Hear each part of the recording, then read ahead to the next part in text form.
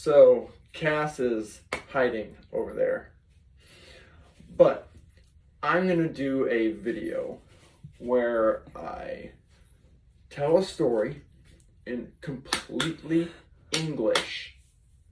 And then I'm going to wait a few minutes, start getting into conversation with Cass so that I forget exactly how I worded the story, and then tell the story again, but in sign. That way, no one out in the anti-interpret Nazi world can say that I interpreted the story I'm telling. Okay? Okay.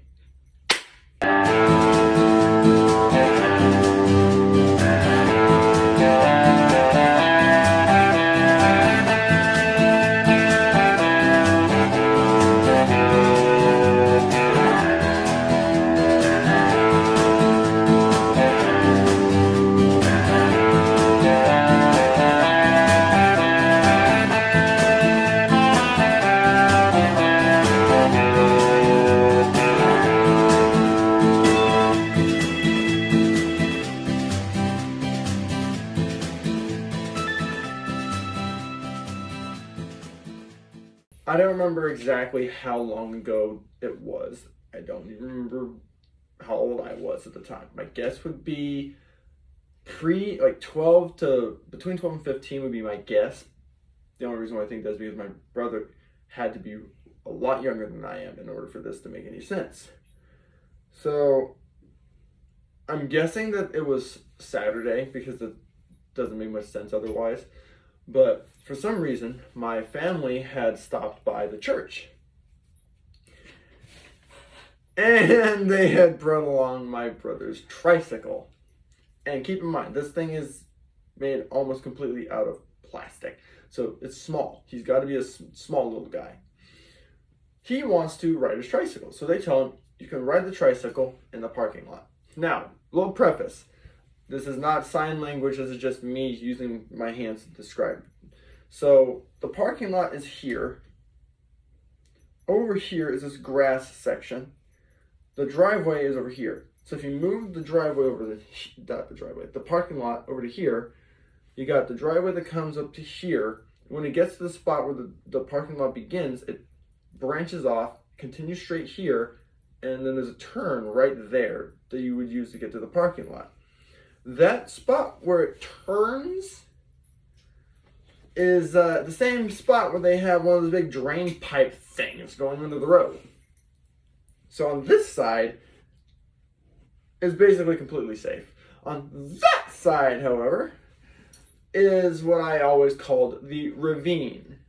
That's obviously not what it was, but that's what I call it, the ravine.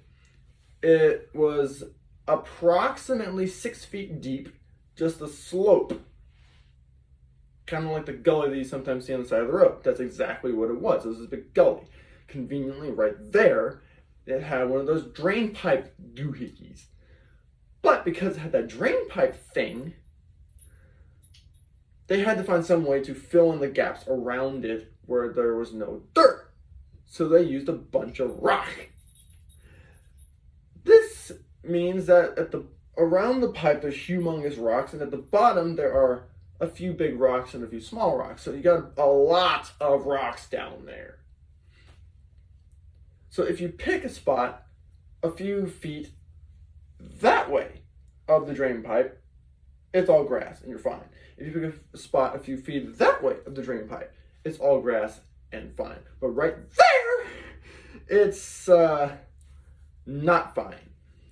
So, that being said, my mom told him, you can drive your tricycle around the parking lot, but do not go that way.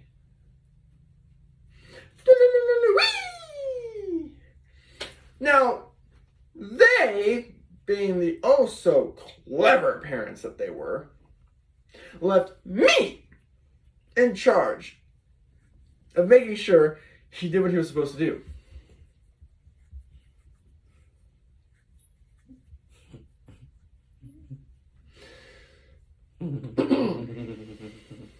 You can probably see where this is going. But here's the problem with that. As a young guy, I was extremely literalist. Meaning, they said, watch your brother.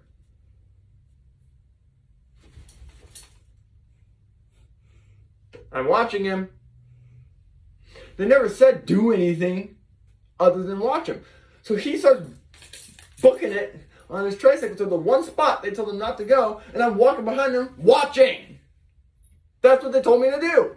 I'm watching. In the back of my head, I'm thinking, didn't they just tell you not to go this direction? But I don't do anything because they didn't tell me to. So as I'm walking behind him, just watching him, thinking this kid's an idiot, I've slowly become aware that for some odd reason, the back wheels of the tricycle and his head are not staying the same distance apart from each other. It's been like this the entire time, and now for some reason his head's starting to lower. So I'm watching, wondering, I wonder why his head's doing that. He's already like halfway over, going over the gully, when I finally realize what his head lowering and the wheel staying in place actually means. So I dart forward. Yay, I finally realized I needed to do something without my parents telling me. I dart forward and grab the back spoke of the tricycle and end up standing there with the tricycle up here, wondering, where'd he go? So then I go like this and see him down there. So now my brain's thinking, okay, what do I do now? And I know for a fact this is not how things actually went, but my memory tells me that my mom came barreling past me like a cheetah and jumped all the way to the bottom of the gully in one jump. I know for a fact she didn't do that because if she had done it, she has no guarantee that she's not going to accidentally land on her son. I know she skittered her way down the slope to get to him, but my brain remembers it as thud. So she picks him up, carries him back up the gully, and they start trying to book it for the hospital. Of course, my dad works there, so it was a simple matter. He was able to use his inside contacts to call ahead and have them be ready. My mom, at one point, because I'm still holding onto the tricycle, I think that was possibly the closest I've ever come to hearing my mom cuss at me. I remember her saying, "Put down the stupid tricycle." Clunk. And can you guess who got blamed for that? Yeah. You didn't tell me to do anything other than watch him. I even broke the rule. I was supposed to watch him. I actually did something eventually, and I'm still in trouble for it. But, oh well. I have a question. Mm-hmm. Did he land on the rocks? Oh, yeah. 100% he landed on the rocks. Did he break anything? Only his face. For real? Yeah, he had a lot of scrapes along his face. But did he actually break bone? Not that I'm aware of. No, he just had a lot of scrapes, and they were trying to make sure he didn't get infected. Okay. No broken arms or anything? No. He just went...